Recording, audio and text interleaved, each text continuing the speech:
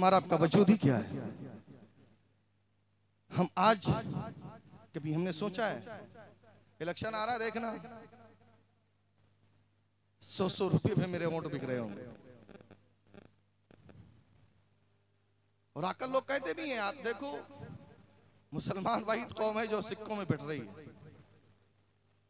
लेकिन फिर भी मैं कहता हूं दावे के साथ, अब भी मेरा ईमान और अकीदा कहता है, मानता हूं इलेक्शन का मामला है, समझती आवाम की चलो जो आ रहे हैं आने तो, कौन सा अपना क्या जा रहा है, इनसे भी लो उनसे भी लो उनसे भी लो।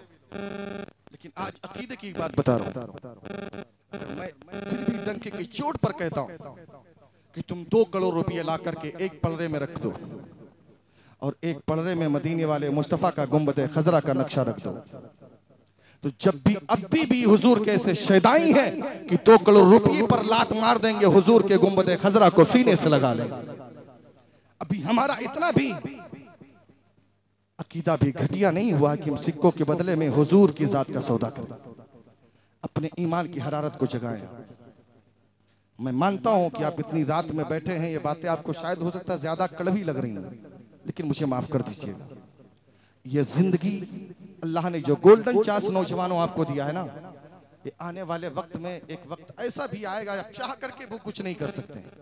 अभी तो आपके पास पूरे इख्तियारात हैं, चाहे तो चल सकते हैं, चाहे तो भाग सकते हैं, चाहे तो 2-2 घंटे 4-4 घंटे हम खड़े होकर के अल्लाह की बारगाह में इबादत कर सकते हैं, तिलावत कर सकते हैं। मेरे पास पूरी ताकत है, किडनी, हार्ट, फेफड़े, किडनियां, लीवर, सारी चीजें मजबूत है, घुटने मजबूत है, आंखें मजबूत है, ब्रेन है मजबूत, सारी चीजें मजबूत है। लेकिन एक वक्त आएगा जब बुढ़ापा जब घेरेगा ना, तो चाह करके भी महफिल में नहीं आ सकता। अगर आएगा भी तो बार बार तुझे पेशाब के लिए जाना पड़ेगा, क्योंकि तुझे शुगर हो चुका है, अब तुझे इस दमा की बीमारी होगी, सांस फेंकेगा, बैठा नहीं जाएगा। लेकिन अभी सारी चीजें तेरी मजबूत हैं, ये गोल्डन चांस है, अल्लाह ने ग्रीन जिंदगी दी है। अभी जिंदगी में बैठ करके अगर तूने रब की इताअत न की, रसूल की फरमाबरदारी न की, तो फिर बुढ़ापे में भुगतने के लिए तैयार हो जाना। फिर रब के ऐसी ऐसी बीमारियां जन्म लेंगी जिनका इलाज किसी डॉक्टर के पास नहीं होगा, किसी मुल्ला के पास नहीं होगा, किसी दुआ ताबीज वाले बाबा के पास नहीं होगा। उसका इलाज सिर्फ मौत है, मौत। और जब मौत आ जाएगी तेरी जिंदगी का रिश्ता खत्म हो जाएगा। कब्र में बड़े बड़े सांप और बिच्छू तुझे डसने के लिए तैयार हो जाएंगे, और जो एक बार डसेगा कयामत तक दर्द नहीं जाएगा। अगर अब भी वक्त है, लेकिन तूने शरीयत और सुन्नत के मुताबिक पर अगर जिंदगी गुजारेगा, क्योंकि मामला ये है कि जो हुजूर की सच्चा वफादार है, जो हुजूर की सुन्नत का शरीयत का पैरोकार है, जो हुजूर की शरीयत और सुन्नत का ताबेदार है, जो नमाज़े पंजगाना पा जमात से पढ़ता हो, जो नवाफिल का अदा करने वाला हो, जो यहाँ तक कि सोने से पहले हुजूर की बारगाह में 1000 मर्तबा दुरूद शरीफ पढ़ने वाला हो, जो तहज्जुद पढ़ने वाला हो, जो माँ बाप के चेहरे को देखकर सोने वाला हो, जो सूरह यासीन पढ़ करके सोने वाला हो, जो सूरह हश्र की तिलावत कर करके सोने वाला हो, जो बंदा ये अमल करके सोएगा, मरकर कब्र में जाएगा, मर तो जरूर जाएगा, उसके जिस्म को तो दूर की बात है, कफन को भी मिट्टी खाने को तैयार नहीं होगी। वो रहेगा कब्र के अंदर, लेकिन जिस्म सलामत रहेगा, रहेगा जमीन के नीचे, कफन सलामत रहेगा। जो हुजूर की शरीयत का ताबेदार होगा, जिंदा यहां भी रहेगा, जिंदगी मौला कब्र में अता फरमा दे।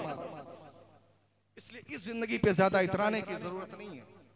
बहुत बड़े लोग आए दुनिया के अंदर, अरबों खरबों रुपये जमा किए। और एक चीज बता दें आपको, हुजूर की गुलामी पैसों के बदले नहीं मिलती। अगर पैसों के बदले मिलती ना, तो बड़े बड़े अमीर लोग दुनिया में खरीद लेते। हुजूर की गुलामी जो है ना, पैसों के बदले में नहीं, बल्कि इश्क़ रसूल के सदक़े में मिलती, इत्तिबाए रसूल के सदक़े में मिलती। हुजूर की ताबेदारी करें। आज बड़े बड़े उमरा है ना, जो अमीर लोग हैं ना, एक दिन मरेंगे, जाएंगे कब्र में, इनकी कब्रें धंस जाएंगी। एक अल्लाह का वली जिसने झोपड़ियों में जिंदगी गुजारी है, ये जब तक कब्र बाकी रहेगी, यहाँ पर आशिकों की हाजिरी होती रहेगी। बड़े से बड़े अमीर जाकर कब्र में जाकर देख लो, उनकी कब्रें धंस गई, कोई मिट्टी डालने वाला नहीं। फूल चादर गागर तो दूर की बात है, कोई फातिहा पढ़ने वाला नहीं। लेकिन जिन्होंने हुजूर की मोहब्बत में जिंदगी गुजारा है, वो इंशाअल्लाह यहाँ भी जिंदा है और ये क़यामत तक के लिए जिंदा रहेंगे। इनके ताल्लुक से तो अल्लाह कुरान में फरमाता, वला तक़ूलू लिमन युक़्तलू फ़ी सबीलिल्लाहि अमवात। बल्कि दूसरी जगह अल्लाह फरमाता अला इन्ना औलिया अल्लाह ला खौफुन अलैहिम वला हुम यहज़नून। ये शहीद भी हैं और वली भी, जिनकी हम आप महफिल में शिरकत हासिल कर रहे हैं। अल्लाह का एहसान अजीम है यार कि हमें ऐसा रसूल मुअज़्ज़म अता फरमाए। हम तो माँ की गोद में पड़े थे, हाथ पैर हिलाने के भी काबिल नहीं थे। इतने में मस्जिद का मुअज्जिन आया, कानों में आजान दी, कहा मुबारक हो मुस्तफ़ा का गुलाम पैदा हुआ। हमें तो कहीं जाना भी नहीं पड़ा। ये अल्लाह का एहसान अजीम है। यही वजह है कि आज जब रबीउन नूर शरीफ का जब चांद निकलता है तो सुन्नी का बच्चा बच्चा गली में जाकर चीख चीख करके कहता है फजल रहा पे ओला और क्या चाहिए। मैं खत्म कर दूंगा इसी शेर पर अगर आप बोले नहीं। फजल रबी उला और क्या चाहिए, मिल गए मुस्तफा और क्या चाहिए, मिल गए मुस्तफा और क्या चाहिए। भर के झोली मेरी सरकार ने मुस्कुरा कर कहा और क्या चाहिए, मुस्कुरा कर कहा और क्या चाहिए। दूसरी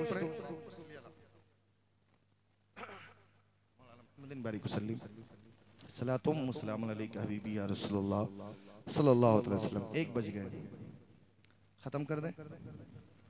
हाँ नहीं वो बात ना नहीं है। पहली बात जब पूरी दुनिया सोने लगी जब आपने मुझे बिठाया है, ठीक है? नहीं हमने आखिरी ही में, क्योंकि मसला ये भी है। नहीं कोई बात नहीं, ये सब बातें नहीं। जितने भी आए आपके मेहमान हैं, आपके लिए लायक ताज़ीम। आपने दावत दी तो आए, बगैर बुलाए कोई नहीं आए, है ना? और सबका हक बनता कि सबको मौका दिया जाए।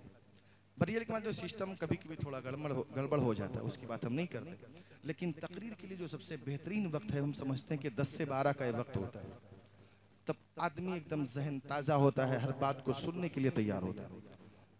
12 के बाद क्या है कि आदमी ज़बरदस्ती सुनता है। अभी अगर मैं आपको सुना रहा हूँ तो ये आपका कमाल नहीं है, मेरा कमाल है जो मैं आपको सुना रहा हूँ। वरना मैं भी चाहता तो थोड़ा मैं भी इधर उधर की फेंकता और आप भी मस्त होते, बस मौलाना खत्म करिए कोई बात नहीं। लेकिन मैं नहीं चाहता। मैं आया हूँ आपकी दयार में, पहली बार हाजिर आया, तो मेरा मकसद ये नहीं होता है कि मैं जाऊँ लोग मेरी तारीफ करें यार कि मौलाना आया था, बहुत लंबा चौड़ा था और ये लच्छेदार, ये सारी चीज़ें बात मेरे अंदर क्वालिटी नहीं। मैं चाहता हूँ बातें वो की जाए जिससे अल्लाह और रसूल राज़ी हो। आप नाराज होंगे दोबारा नहीं बुलाएंगे, इसे कोई परवाह नहीं। दुनिया बहुत बड़ी है, अल्लाह रिज़्क़ देने वाला है। लेकिन बातें वो करके जाओ, आज नहीं कल नहीं परसों नहीं, इंशाल्लाह बरसों तक याद रहे कि जो बात अगर अमल करोगे इंशाल्लाह यहाँ झूमोगे, मरने के बाद इंशाल्लाह कब्र में झूमोगे। जरूरत बात की आपको अमल करना है। अगर अमल नहीं करें तो कितनी बड़ी कॉन्फ्रेंस करा दो, कोई फायदा नहीं। देखिए अक्लमंद दुनिया के अंदर 2 ही किस्म के लोग हैं, अक्लमंद बेवकूफ, तीसरा कोई नहीं। अक्लमंद का काम होता है कि हर काम करने से पहले वो सोचता है। बेवकूफ का होता है करने के बाद सोचता है। समझ रहे ना? अक्लमंद जो होता है खाने से पहले सोचता है खाना मेरे लिए हलाल है कि नहीं। बेवकूफ तीजा का हो, 40वां का हो, वलीमा का हो, गरीब का हो, यतीम का हो, किसी का भी है तो खा के गड़प करके बैठ जाए। खाता है, तोन फुलाता है, मरता है, कब्रिस्तान पहुंच जाता है। समझ रहे हैं आप? अक्लमंद जो होता है वो सोने से पहले भी सोचेगा मैं कितना सोऊं जो मेरे लिए फायदेमंद हो, मैं कैसा लिबास पहनूं जो हुजूर की गुलामी के अंदर ही हो, बाहर ना निकलने पाए, हुजूर की इत्तिबा के मुताबिक हो, कितना कैसा मकान बनाओ जो हुजूर के गुलामों की तरह लगता हो। अपनी पूरी जिंदगी को हुजूर की शरीयत का ताबेदार बना। हमने क्या किया? अपने जहन का इस्तेमाल ही नहीं किया। पैसे आते गए, हम खर्च करते रहे, पैसे आते गए, बिल्डिंगें बनाते गए। ये ख्वाहिशात जो नफ्स है ना, ये जब तक आदमी कब्र में नहीं पहुंच जाएगा नफ्स नहीं मिटेगा। ये ख्वाहिशात आरज़ू आपकी नहीं खत्म होगी।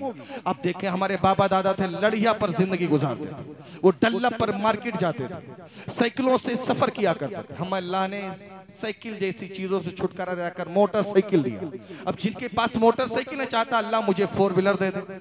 अब जिनके पास 4 व्हीलर भी चाहता मौला मुझे फॉर्च्यूनर दे दे, सुपारी दे दे। अब उसकी ख्वाहिशात बढ़ रहे हैं, यहाँ तक कि अल्लाह ने हमें झोपड़ियों से निकाल करके महल में पहुंचाया। अब महल में पहुंचने के बावजूद मेरे ख्वाहिशात बंद न हुए। मौला एक महले का है, डबल महला का दे दे। अब डबल महला भी हो तो कहते मौला एक चौराहे पर भी दे दे। जब चौराहे पर कहते मौला एक लखनऊ में फ्लैट दे दे। यानी ख्वाहिशात बंद नहीं हो रहे। यहाँ तक कि अल्लाह खुद कुरान में फरमाता अल्हाकुमुत तकासुर हत्ता ज़ुरतुमुल मकाबिर, तुम माल माल करते रहे यहाँ तक कि कब्र में पहुंच जाओगे। ये तुम्हारे ख्वाहिशात नफ्स कभी मिटने वाला नहीं है। लेकिन बंदा वही अक्लमंद है जो अल्लाह की दी हुई नेमत पर शुक्र अदा कर ले, जो रोटी मिले खा ले, जितने टाइम का मिले खा करके उस पर गुजारा कर ले। रब ने फरमाया हबीब अगर आप कह दे तो अरब के जितने पहाड़ हैं सब गोल्ड बनकर आपके आगे पीछे चले। लेकिन रब के महबूब ने क्या फरमाया, ऐ मेरे मौला तू मुझे एक वक्त खाना दे ताकि मैं खाकर तेरी इबादत करूं, और एक वक्त तो मुझे भूखा रखे ताकि मैं तेरी जात पर सब्र किया करूं। ये कौन कह रहा है? दोनों आलम का मालिको मुख्तार कह रहा है। अगर माल बेहतर होता तो मुस्तफा सोने को कबूल कर लेते। पता ये चला कि माल बेहतर नहीं है, रब की रिजा बेहतर है। तो रब की रिजा को अपनाओ। अगर रब की रिजा को अपना लोगे, खुदा की कसम खा के कहता दुनिया तुम्हें पहचाने न पहचाने, मरकर कब्र में जाओगे मुस्तफा हमें और आपको सीने से लगा ले। ये हमारे आपकी जिंदगी है। ये नहीं कि मालो दौलत कमा कमा करके जखीरा जमा कर लो, एक दिन मरेंगे औलाद कब्जा करेगी, झेलना हमें आपको कब्र में। एक मुल्क का दस्तूर था, अल्लामा रूम फरमाते हैं कि उस मुल्क का ये दस्तूर था कि हर साल वो अपना बादशाह अपने मुल्क के लिए चुनते थे। और जब मुल्क के लिए बादशाह चुनते तो सिर्फ 1 साल के लिए चुनते। बस ये आखिरी बात है, 1 साल के लिए चुनते और 1 साल के लिए उनके मुल्क का पूरा पावर उसके हाथ होता। 1 साल जब पूरा हुआ तो सारे लोग आकर के मुल्क के बॉर्डर पर खड़े हो गए कि जो शख्स अच्छा जो बादशाह जिसे बनाते भी थे वो मुल्क का नहीं होता था, वो दूसरे मुल्क का होता। तो जो जैसे साल की पहली तारीख आती और जो बंदा बाद नमाज़े फजर पहला कदम उस मुल्क में रखता उसे अपना बादशाह चुन लेता। तमाम सैकड़ों बादशाह बने। अच्छा उनका निजाम भी अजीबोगरीब था। 1 साल तक बादशाह रहते, जैसे 1 साल पूरा होता उनको उठा करके लेकर जाते जंगल में, भेड़ियों के हवाले कर देते। भेड़िया उन्हें नोच करके खा जाते। कहते 1 साल जब उन्होंने सब लोग खड़े थे कि कोई शख्स आए तो कहते उस मुल्क के अंदर कदम एक आलिम रब्बानी का पड़ा। बोल दें सुभान अल्लाह। मैं पहली बार बोला हूं और आखिरी बार बोला, आप नहीं कहेंगे। एक आलिम रब्बानी का जब कदम पड़ा तो उन्होंने उठाकर इस्तेकबाल कर दिया। कहते हैं बादशाह सलामत, आप मेरे बादशाह हैं। कहते हैं ऐसे कैसे बादशाह हम बन जाएंगे? कहानी हमारे मुल्क का दस्तूर है कि आज के दिन जो मेरे मुल्क में कदम रखता है उसे हम अपना बादशाह बना लेते हैं। कहीं और क्या कानून है? कहीं 1 साल तक आप मेरे बादशाह है। जितना कानून है भारत का, जितना मुल्क का निजाम है सब आपके हवाले, पूरा पावर आपके हवाले। 1 साल तक जो आप चाहें कर सकते हैं। 1 साल जैसे पूरा होगा हम उठा करके आपको जंगल में भेड़ियों के हवाले कर देंगे। कहा ठीक है चलो चलते हैं। लेकर गए, तख्त पर बिठा दिया। बिठाने के बाद कहा वजीर कहाँ मेरे? बुलाया जाए। वजीर आ गए। खादिम कहाँ? आ गए। खजाने की चाबियां लाकर तख्त पे रख दी गई। कहा बादशाह सलामत, आज से आपका मुल्क है, कानून आपका है, जो चाहे आप कर सकते। कहा ऐसा करें सबसे पहले मेरे महल से लेकर के और जहां पर हमें छोड़ना है, जहां पर हमें छोड़ना है, हमारे रूम महल से लेकर के वहां तक एक आलीशान रोड बनाई। रोड बना दी। बादशाह का हुक्म, रोड बनाई गई। कहा रोड के दोनों तरफ से गमले लगा दिए जाए। लगा दिए। खुशबूदार दरख्त लगा दिए। 2-4 महीने इसमें गुजर गए। कहा मुझे वहां लेकर चलो। काफिले के साथ में आपको वहां लेकर जाया गया। जब वहां पहुंचे, पहुंचने के बाद में देखा खोपड़ियां सैकड़ों बादशाहों की पड़ी। भेड़िया सब चीख रहे हैं, कोई आया जिसे खाकर अपना शेर से कम करे। कहते इस पूरी जमीन को, हड्डियों को सब हटा करके इस जमीन को एकदम क्लीन चिट बना दो, एकदम मैदान बना दो। कहा ठीक है, मैदान बना दिया। कहा अब कहा यहाँ पर एक आलीशान महल बनाया। महल बना दिया। कहा एक पानी की नहर जारी कर दिया। यहां तक कि सारे काम करते करते 1 साल मुकम्मल हो गया। वो आलिम रब्बानी तख्त पर बैठे हैं कि आज तो तारीख मेरी मुकम्मल होगी, अभी रियाया आएगी मुझे उठाकर लेकर जाएगी और जंगल में भेड़ियों के हवाले कर दी। बैठे रहे, कोई नहीं आया तो आपने ऐलान करवाया क्या मुझे लेकर नहीं जाओगे? आज तारीख मेरी मुकम्मल हो गई।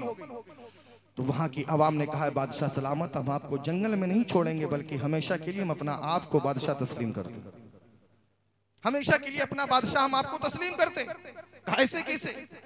कहा आप पहले बादशाह हैं जिसने अकल का इस्तेमाल किया है।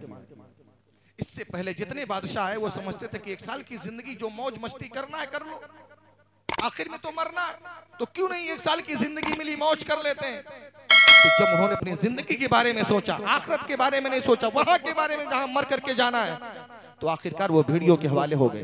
आप पहले बादशाह हैं जहां रहते थे वहां की परवाह नहीं की, बल्कि जहां जाना था वहां की परवाह की।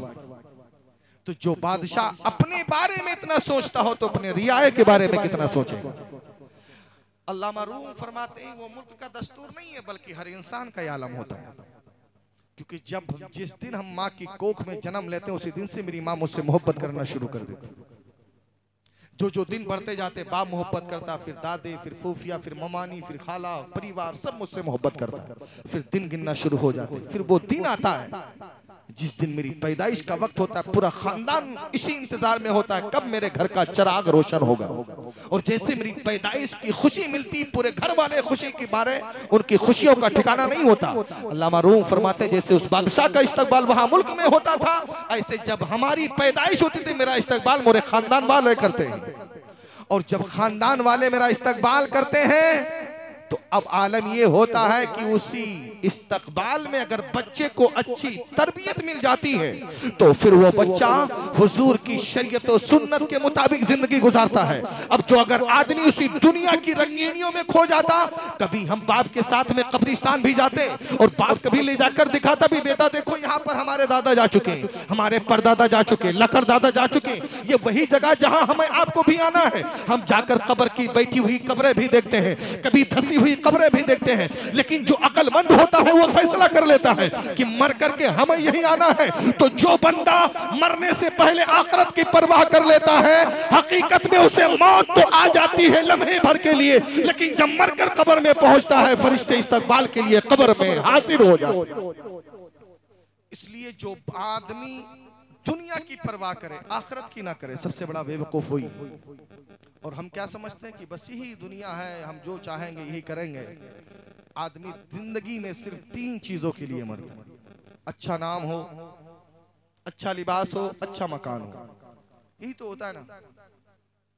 और मरते जिस दिन मौत आती है उसका नाम कितना भी बड़ा फेमस क्यों ना हो, अब ऐलान भी होता है तो फलाने मरहूम का इंतकाल हो गया, फलाने बेटे का इंतकाल हो गया, या फला के बाप का इंतकाल होगा। अब तो नाम भी आदमी नहीं लिया जाता, लेता है नाम लिया जाता है मरहूम, कितने भी फेमस ना हो, कितने भी फॉलोअर्स क्यों ना हो, कितना भी ऊंचे दर्जे का कपड़ा पहनता हो, लेकिन अब वही कफन ही मिलेगा जो गरीब को मिलता है, वही आपको मिलेगा। कितनी भी आलीशान बिल्डिंग क्यों ना हो, एयर कंडीशन क्यों ना हो, कितने भी कुमकुमे, कितनी लाइट्स क्यों ना हो, अब वही कब्र होगी जो गरीब की होगी। जिन कामों 3 चीजों के लिए जिंदगी भर मरता रहा, मरते वो तीनों चीजें छीन ली जाती, फिर जिंदगी किस काम की। इसलिए वो काम करो जिससे अल्लाह और रसूल राजी। अगर आज साहिब अस्ताना को राजी करना है तो इनकी सीरतों पर अमल करो, इनके फरामीन पर अमल करो। या नहीं कि इनके उर्स को मना करके हम इंजॉय करें, हम मौज मस्ती करें, नहीं नहीं, इन्हीं ये हमारे आपके लिए सबक है। इन्हीं की जिंदगी को पढ़ करके हम इनके जैसा तो नहीं बन सकते, लेकिन इनके गुलामों की तरह तो बन सकते हैं। हम नहीं चाहते कि हमारे मरने के बाद इनकी तरह भी हमारा उर्स हो, नहीं नहीं, उर्स ही ना सही, कम से कम अगर गुलामी इन्होंने कबूल फरमा लिया तो इंशाल्लाह हमारा ईमान और अकीदा कहता है कि मरकर जब हम कब्र में जाएंगे तो इंशाल्लाह ये तो अकीदा है कि हमारा नाम हुजूर के गुलामों में होगा, अल्लाह की वलियों की मोहब्बतों में लिखा जाएगा, वफादारों में लिखा जाएगा। इसलिए आपसे गुजारिश है जब तक जिंदगी रहे मुस्तफा के वफादारों के मुताबिक जिंदगी गुजारा करो, ताकि हमें जाने के बाद कोई परवाह ना हो। और ये आखिरी ये इस उम्मीद के साथ मैं आपसे गुजारिश करता हूं कि इश्क़ अहमद में हमें सरशार होना चाहिए, इश्क़ अहमद में हमें सरशार होना चाहिए, मरते दम तक मुस्तफा से प्यार होना चाहिए, मरते दम तक मुस्तफा से प्यार होना चाहिए। ढूंढ लेगी हश्र के मैदान में भी जन्नत उसे, तू गुलाम अहमद मुख्तार होना चाहिए, तू गुलाम अहमद मुख्तार होना चाहिए। खूब की सरे चमन फुल चुनी शाद रहे, बाबा जाता हूँ गुलशन तराबाद रहे। आप रात मेरे साथ भी पढ़ लें अस्तगफिरुल्लाह रब्बी मिन कुल्ली ज़ंबी व अतूबु इलैह। बुलंद आवाज में पढ़ें अशहदु अल्ला इलाहा इल्लल्लाह व अशहदु अन्ना मुहम्मदन। अस्सलामु अलैकुम व रहमतुल्लाहि।